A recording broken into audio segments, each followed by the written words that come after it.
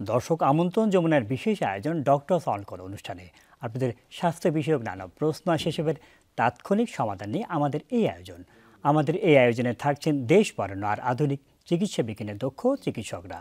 এই পর্যায়ে আজ আমাদের আলোচনার বিষয় হার্ট অ্যাটাক, চিকিৎসা ও করণীয়।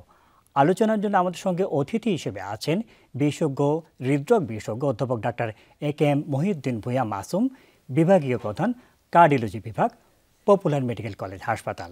বিশেষজ্ঞ চিকিৎসকের পরামর্শ পেতে ফোন করুন 0298240552 এই নম্বরে। আপনাদের সাথে পুরো আয়োজন জুড়ে আছে আমি ডাক্তার আবু সাইদ শিমুল। দর্শক, এখন কিন্তু মানুষের মধ্যে হার্ট অ্যাটাকের ঝুঁকি বেড়ে যাচ্ছে। হৃদরোগ শুধু যে বয়স্কদের রোগ তা কিন্তু নয়, আমরা দেখেছি অনেক ইয়াং মানুষদেরও কিন্তু এখন হৃদরোগ হচ্ছে।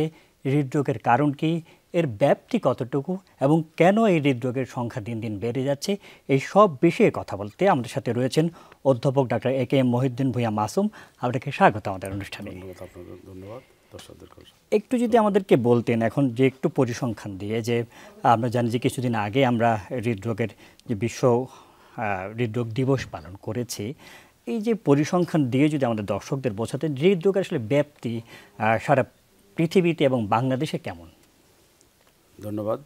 হৃদরোগের ব্যাপ্তি সারা বিশ্বজুড়ে অনেক এবং নাম্বার ওয়ানে বলা হবে। আর সারা পৃথিবীতে 17.9 মিলিয়ন মানুষ পার ইয়ার মারা যায় হলো হৃদরোগের কারণেই। আচ্ছা। আর এই হৃদরোগের মধ্যে যারা আক্রান্ত হয় তাদের মধ্যে 80% হৃদরোগ কিন্তু প্রতিরোধযোগ্য। আচ্ছা, এটা খুবই গুরুত্বপূর্ণ আসলে কথা বলেছেন। আমাদের যে আজকের যে আলোচনা বা যে মিডিয়ার যমুনা টেলিভিশনের উদ্দেশ্য থাকে যে প্রতিরোধযোগ্য যে বিষয়, সেগুলো যেন আমরা প্রতিকারের উপায়গুলো জানতে পারি এবং জানাতে পারি। একটু যদি বলতেন যে এই যে আমরা দেখা যাচ্ছে যে যারা ইয়াং রয়েছে, কম বয়স্ক, তাদেরকে আসলে এখন হৃদরোগ হওয়ার কারণ কি বলে মনে করেন আপনি? এখন আগে আপনি যেটা প্রশ্নটা খুবই সুন্দরভাবে করছেন, যে আগে যেটা ছিল যে আমরা ভাবতাম যে ওল্ড এজের হৃদরোগ হয়, এখন কিন্তু ইয়াংদের বেশি হচ্ছে এবং 30 to 50, 30 to 40 এই ধরনের এজ গ্রুপে আমরা খুব বেশি পাচ্ছি। এটার অন্যতম কারণ হলো যে আমাদের এখন জীবনযাত্রার পরিবর্তন, লাইফস্টাইল চেঞ্জ। আমাদের আগের দিনে যে আমরা যে লাইফস্টাইল মেনটেন করতাম সেটা এখন অনেকাংশে হচ্ছে না। বিশেষ করে আমাদের শারীরিক পরিশ্রম অভাব, আমাদের খাদ্যাভ্যাসের চেঞ্জ, আমাদের বিভিন্ন বিশেষ করে সোশ্যাল মিডিয়াতে আমাদের অনেক বেশি আমরা এঙ্গেজ থাকি, আমরা রাত জাগি। তারপর আমাদের ফুড হ্যাবিট, আমরা যে খাই ফাস্ট ফুড, জাঙ্ক ফুড, বা আমরা অন্য যে খাদ্যে ভেজাল আমাদের ফুডের মধ্যে, সেটাও একটা কারণ। এটা তো আছে। তারপরে ফ্যামিলি স্টেজে থাকে, সেটা আপনি নিজে জানেন, ফ্যামিলি স্টেজে থাকে সেটা হয়। আর আমাদের যেটা ডায়াবেটিস যাদের থাকে, হাই প্রেশার যাদের থাকে, তারপরে ডিসলিপিডেমিয়া বা কোলেস্ট্রল বেশি, এগুলো স্ট্রেস যদি থাকে, তাহলে এই ধরনের রোগীগুলোকে হৃদরোগ খুব দ্রুত এদের মধ্যে ছড়িয়ে যায়। আসলে এই যে আমরা তো বলছি বিভিন্ন কারণগুলি, কিন্তু এই যে দর্শক যারা দেখছেন অনেকে দেখা যাচ্ছে আগে থেকে জানেন না। আপনাদের মতো বিশেষজ্ঞের কাছে যখন যান, অনেক ক্ষেত্রে বিভিন্ন ধরনের কমপ্লিকেশন হয়। সাধারণভাবে একজন মানুষ কীভাবে বুঝতে পারে যে আমার বোধহয় হৃদরোগজনিত সমস্যা আছে, আপনাদের মতো বিশেষজ্ঞের শরণাপন্ন হওয়া উচিত? কী কী লক্ষণ দেখে উনি মনে করবেন? একটা রোগী যদি অনুভব করে যে তার হাঁটা চলাফেরায় সিঁড়ি বাড়াতে সমস্যা হচ্ছে, তারপরে বুকে ব্যথা, বুকে চাপ লাগা, সাফোকেশন হওয়া বা পালপিটেশন হচ্ছে, এই ধরনের সমস্যাগুলো যদি থাকে, তার যদি ফ্যামিলি হিস্ট্রি থাকে, তারপরে যদি তার ডায়াবেটিস থাকে অথবা তার প্রি ডায়াবেটিক থাকে, ডিসলিপিডিমা থাকে, তাহলে তার প্রথমেই হৃদরোগের স্ক্রিনিংটা করা উচিত যে আমি হৃদরোগের আক্রান্ত কিনা বা হতে যাচ্ছে কিনা। আচ্ছা, বুকে ব্যথা নিয়ে আমাদের সমাজে সকলের মধ্যে এক ধরনের আসলে বিভ্রান্তি রয়েছে যে বুকে ব্যথা হলে অনেকে যেটা করে যে সামনের দোকান থেকে কিছু যে গ্যাস্ট্রিকের ওষুধ যেটা বলে অ্যাসিডির ওষুধ খেয়ে না, আসলে কখন মোটামুটি বোঝা যায় যে না এটা আসলে গ্যাস্ট্রিকের সমস্যা না, আপনার হৃদরোগের একজন বিশেষজ্ঞের কাছে যাওয়া উচিত? আপনি একটা খুব সুন্দর প্রশ্ন করছেন, আবার এই জন্য আপনাকে আবারও ধন্যবাদ জানাচ্ছি। এটা খুব আমাদের বাংলাদেশে এটা সবচেয়ে কমন প্রবলেম। এখন সাপোজ একটা মানুষ রাতে বাসায় আসছে, ওনার বুকে ব্যথা করতেছে বা সাফোকেশন হচ্ছে, উনি গ্যাস্ট্রিক চিন্তা করে হয়তো গ্যাস্ট্রিক ওষুধ খাচ্ছে, অথবা সহ্য না হলে নিচে গিয়ে ফার্মেসিতে গিয়ে ওষুধ খেয়ে নিচ্ছে, খেয়ে নিয়ে একটু ভালো লাগছে, উনি আর ইভ্যালুয়েশনে যান নাই।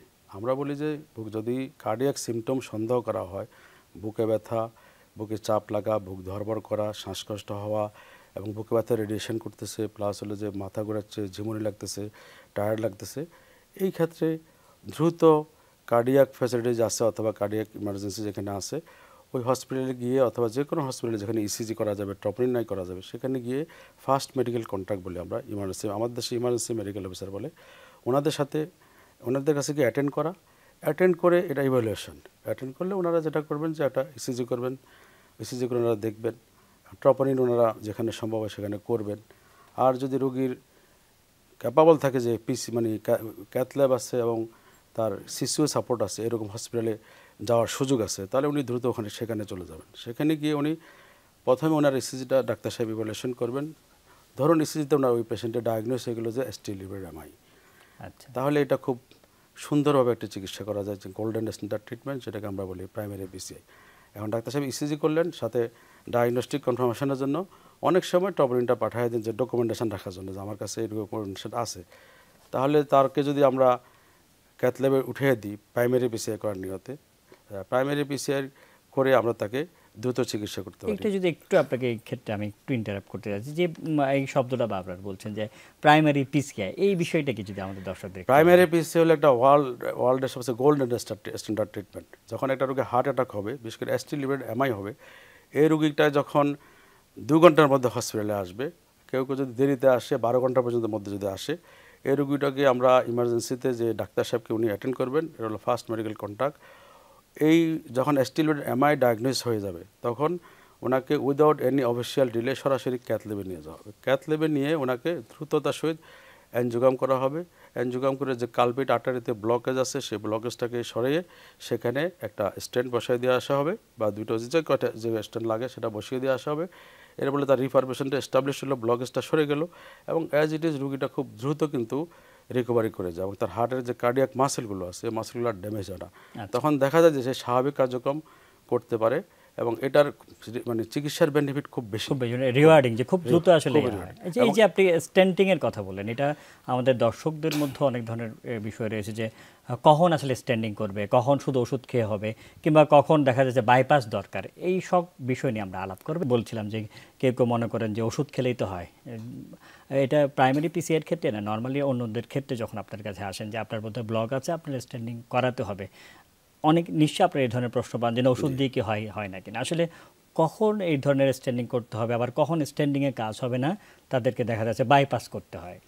এটা হলো যে একটা রোগী যখন হৃদরোগে আক্রান্ত হলো, যদি আমরা প্রাইমারি PCI নাও করি, আমরা যদি তার স্টেজ PCI করি বা রুটিন অ্যানজিওগ্রাম করি আমরা, সেক্ষেত্রে দেখা গেছে যে রোগীর ব্লকেজের পরিমাণের উপর নির্ভর করবে। কারো দেখা গেছে নন ক্রিটিক্যাল করোনারি আর্টারি ডিজিজ, হালকা ব্লক, মাইনর প্ল্যাক, ওদের মেডিকেল ম্যানেজমেন্ট। কারো দেখা গেছে যে অনেকগুলো ব্লক, তাকে CBCতে পাঠাতে হবে। আবার কারো দেখা গেছে 1টা 2টা 3টা আর্টারিতে সিগনিফিকেন্ট ব্লক আছে, বাট স্টেন্টিং করা যাবে, তাকে স্টেন্টিং করতে হবে। কারণ এরকম করে কাট অফ খেতে এত পার্সেন্ট হলে এমন কিছু সাধারণত 70% অ্যাবাভ, আচ্ছা 70% অ্যাবাভ হলে আমরা স্টেন্টিং করি।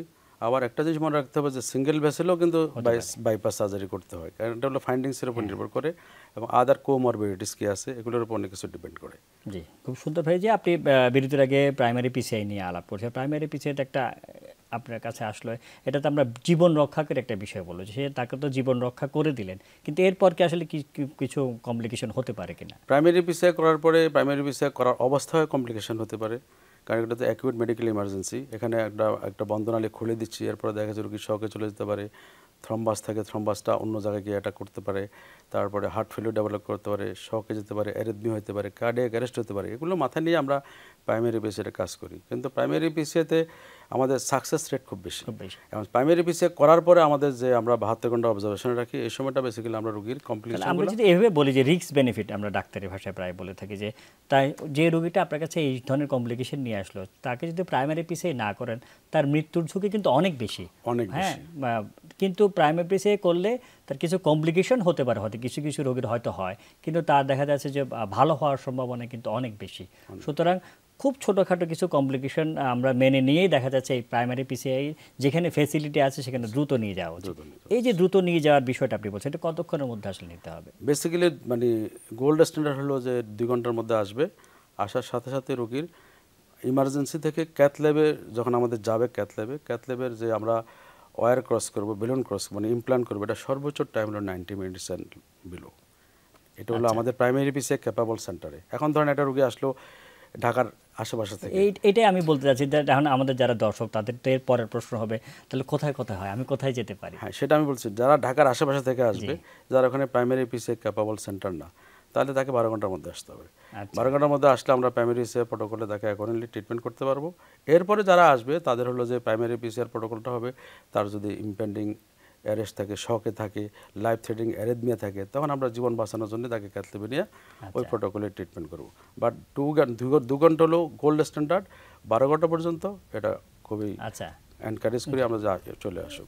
যে প্রশ্নটা করেছিলাম যে কারো তো ব্যথা হচ্ছে, মনে করলো যে তার বোধহয় হার্টের কোনো সমস্যা আছে, প্রাইমারি পিসিআই ফ্যাসিলিটিগুলি যদি আমাদের দর্শক দেখতে পারে। প্রাইমারি পিসিআই ফ্যাসিলিটিস বাংলাদেশের এখন অধিকাংশ ক্যাথল্যাব যাদের আছে ঢাকা শহরে, ঢাকার বাইরেও আছে অনেকাংশে, অনেক সেন্টারে দিনের বেলা খোলা, কিন্তু 24 আওয়ার্স প্রাইমারি পিসিআর সাপ্লাইয়ের কোনো মানে সাপোর্ট দেওয়ার মতো প্রতিষ্ঠান এখনো গড়ে ওঠে নাই। আমি যে প্রতিষ্ঠানে কাজ করি পপুলার মেডিকেল কলেজ, সেখানে গত মাসে আমরা 2টো ক্যাথল্যাব উদ্বোধন করেছি এবং সেখানে আমরা 24 আওয়ার্স প্রাইমারি পিসিআর ব্যবস্থা রেখেছি এবং আমাদের এখানে ইনশাল্লাহ আমরা আলহামদুলিল্লাহ আমরা অনেক কেস করছি প্রাইমারি পিসিআর হিসেবে রোগী, এবং রেসপন্স খুব ভালো পাচ্ছি আমরা। এই জন্য ঢাকা শহরে এখন সরকারি হসপিটাল যদি বলেন, আমাদের জাতীয় হৃদরোগ ইনস্টিটিউট যেটা, সেখানে যে প্রফেসরের যদি অ্যাডমিশন, ওনার এখানে সকাল 8টা থেকে রাত 8টা পর্যন্ত অ্যাডমিশনে যদি কোনো রোগী চলে যায়, তাহলে মানে প্রাইমারি পিসিআর ক্রাইটেরিয়া ফুলফিল করে যায়, ওনারা সাথে সাথে প্রাইমারি পিসিআর করছেন এবং স্টেন্টও কিন্তু ফ্রি দিচ্ছেন, গভর্নমেন্ট থেকে স্টেন্টটা পায়, এবং কম্পারেটিভলি রোগীর খরচ কিন্তু খুব কমে যাচ্ছে। এবং আমি গত সপ্তাহে বা এর 2 সপ্তাহ 10 দিন আগে একটা ইউনিটেই জাতীয় হৃদরোগে 12টা প্রাইমারি পিসি হয়েছে, যেটা বাংলাদেশে না, আমি দেখি না কখনো এক ইউনিটে 12টা প্রাইমারি পিসি হতে। তো সো দ্যাট এটা বাংলাদেশের চিকিৎসকদের একটা, আমি বলবো যে এটা গুরুত্বপূর্ণ অবদান, অবশ্যই প্রশংসা করার মতো। অবশ্যই। জি, এই যে আমরা বলছি যে প্রাইমারি পিসিআই বা যে বলছি যে যারা স্ট্যান্ডিং করছেন, তাদের এই যে করার পরে আসলে কি কি নিয়ম মানতে হবে? এটা খুব গুরুত্বপূর্ণ।